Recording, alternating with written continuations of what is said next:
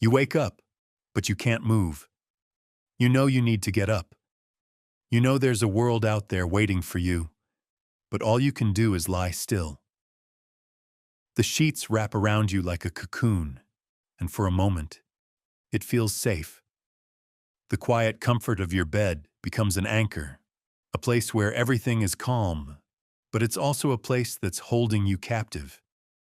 You've told yourself a million times, just get up, it's a new day. But something holds you down.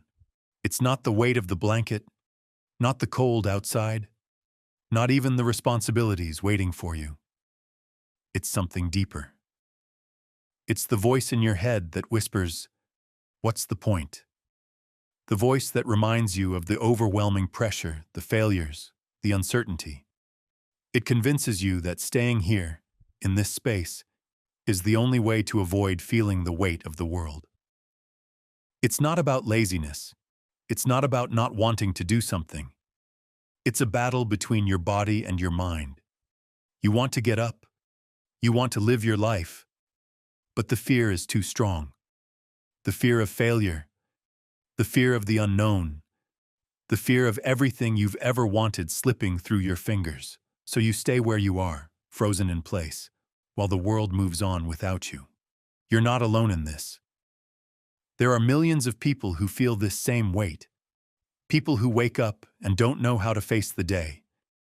People who struggle with anxiety, depression, or just the overwhelming pressure of life. They feel trapped in their own minds, unable to break free. And the truth is, you may not even realize how much power these emotions hold over you. But here's the thing. You don't have to stay here. You don't have to live in this constant state of fear. The first step is to understand that what you're experiencing isn't weakness. It's a reaction to a world that constantly demands more from you than you have to give. It's a sign that something inside of you is tired, worn out, and in need of healing. You may not have the strength to get up today. That's okay. But you need to acknowledge the fact that this is not your forever. You are not meant to stay trapped in this bed forever. And the first step to breaking free is realizing that you don't have to do it alone. There is no shame in reaching out for help, in talking to someone who understands the weight you're carrying.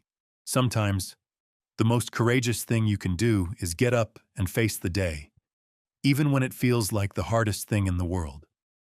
And even if you can't get up today, even if you can't face the world right now, that's okay. You don't have to have it all figured out. You don't need to be perfect. You just need to take it one step at a time. When you're stuck in bed, when you're feeling like you're not able to face another day, that's when the deepest work begins. It's not about forcing yourself to get up. It's about understanding why you feel this way and giving yourself the grace to feel what you need to feel. You don't need to push yourself into productivity. You need to create space for your pain, your fears, and your struggles. It's okay to feel lost. It's okay to feel broken. What you need is not a quick fix. What you need is healing. And healing takes time. It's a journey, one that requires patience, kindness, and a willingness to acknowledge that it's okay to not be okay. Sometimes, the biggest mistake we make is trying to rush through the healing process. We live in a world that praises productivity, that celebrates being busy, and that stigmatizes rest and vulnerability. But the truth is, healing isn't linear. Some days you'll take one step forward, and other days you'll take a step back. And that's okay. You're still moving. You're still progressing, even if it doesn't always feel that way. When you're lying in bed, it's not about being weak. It's about learning to listen to your body and your mind. It's about understanding that the exhaustion you feel might not just be physical.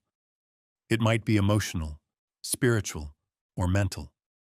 There are many layers to exhaustion, and the most important thing you can do is acknowledge them. Sometimes, the most courageous thing you can do is get up and face the day, even when it feels like the hardest thing in the world. And even if you can't get up today, Even if you can't face the world right now, that's okay. You don't have to have it all figured out. You don't need to be perfect. You just need to take it one step at a time. When you're stuck in bed, when you're feeling like you're not able to face another day, that's when the deepest work begins. It's not about forcing yourself to get up. It's about understanding why you feel this way and giving yourself the grace to feel what you need to feel. You don't need to push yourself into productivity. You need to create space for your pain, your fears, and your struggles. It's easy to assume that the reason you can't get out of bed is simply because you're lazy or that you're somehow failing at life. But let's pause for a moment and consider what that really means. You're not lazy. There's a part of you that's tired, a part of you that is drained, not just from the demands of life, but from carrying burdens you may not even realize you've been carrying. You've been told for so long that you need to be strong, to keep going, to push through, that you forget what it feels like to rest. But rest is not weakness. It's not the absence of effort. It's the foundation for everything else. It's the space where healing begins.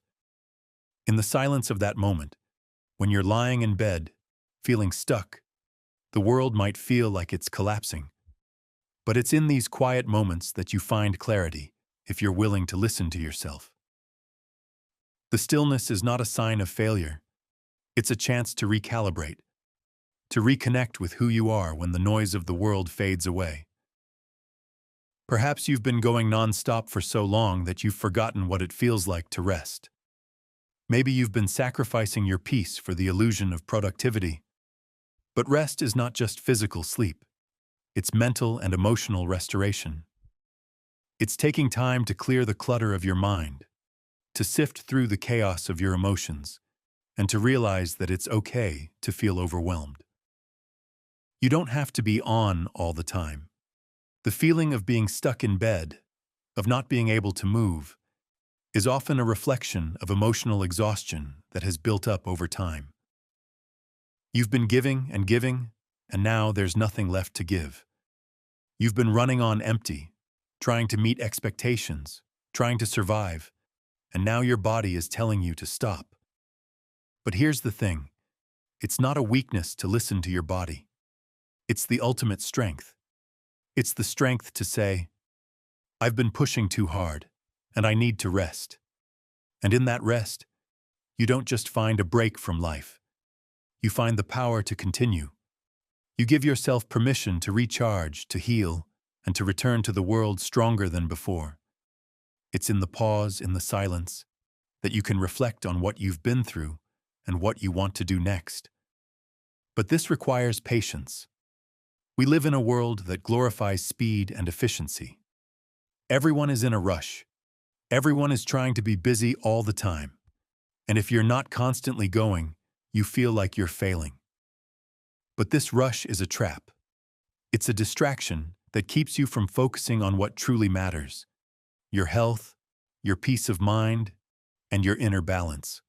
Sometimes, getting out of bed is more than just a physical act. It's a mental and emotional hurdle.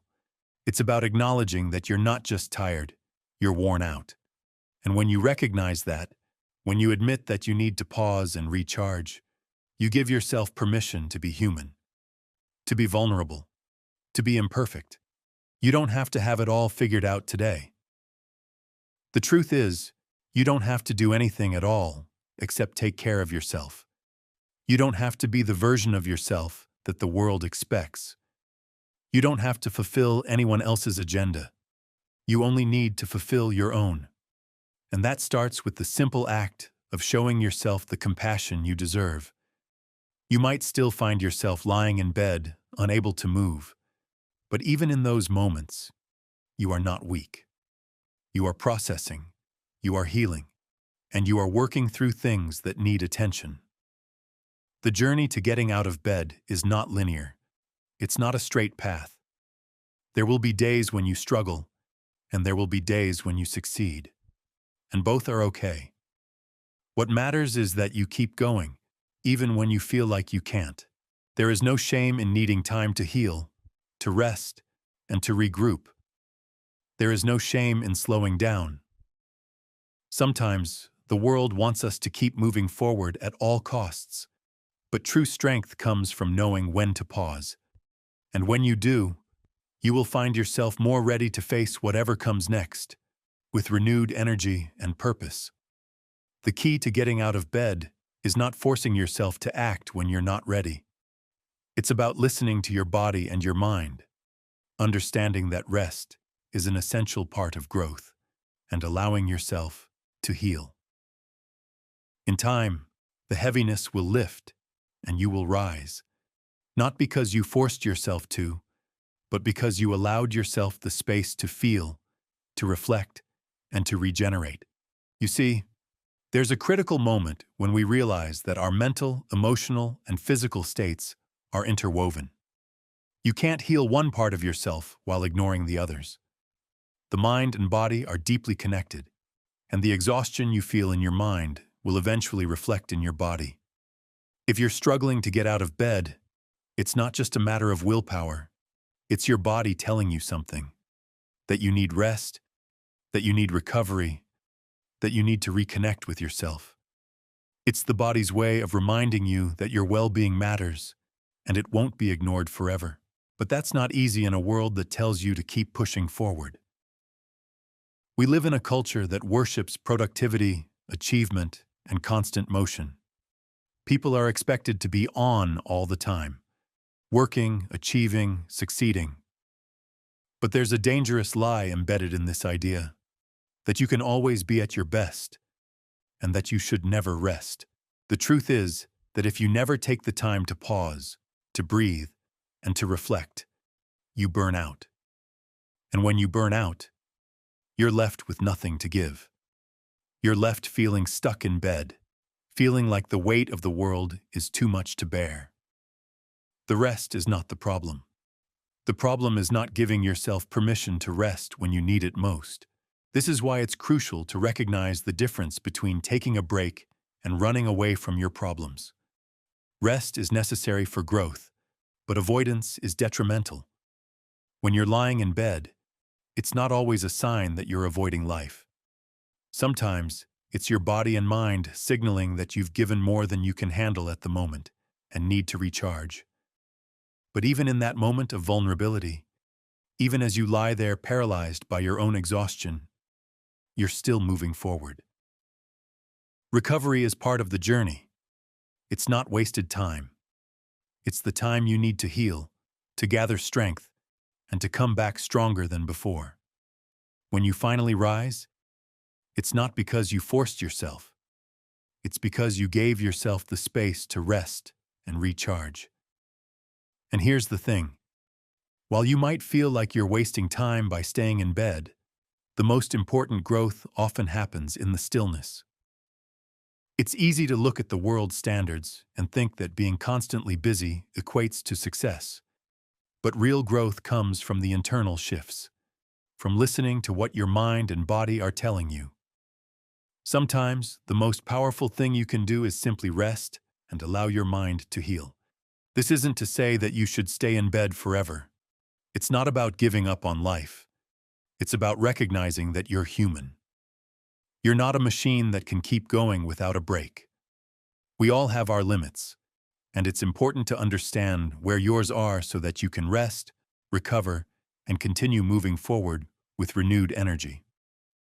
It's also important to understand that the state of lying in bed is not permanent.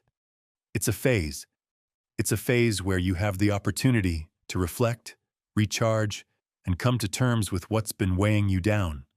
And once you've allowed yourself the space to heal, you'll find that getting out of bed doesn't feel as difficult anymore. It will be a choice. You will have the energy to rise, to face the challenges, and to begin moving forward once again.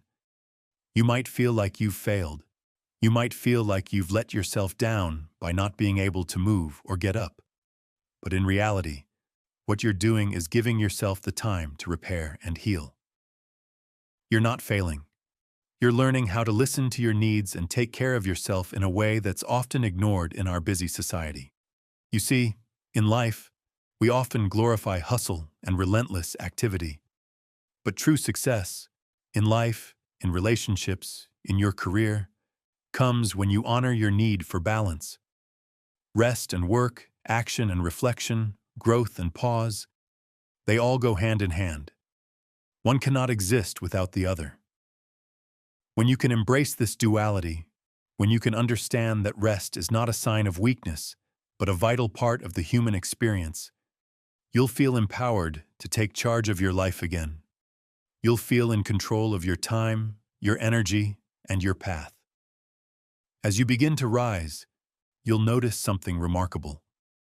You'll start to see that the world is not as overwhelming as it once seemed. It's not a place filled with pressure and expectations. It's a place full of opportunity, full of potential, and you can face it head on.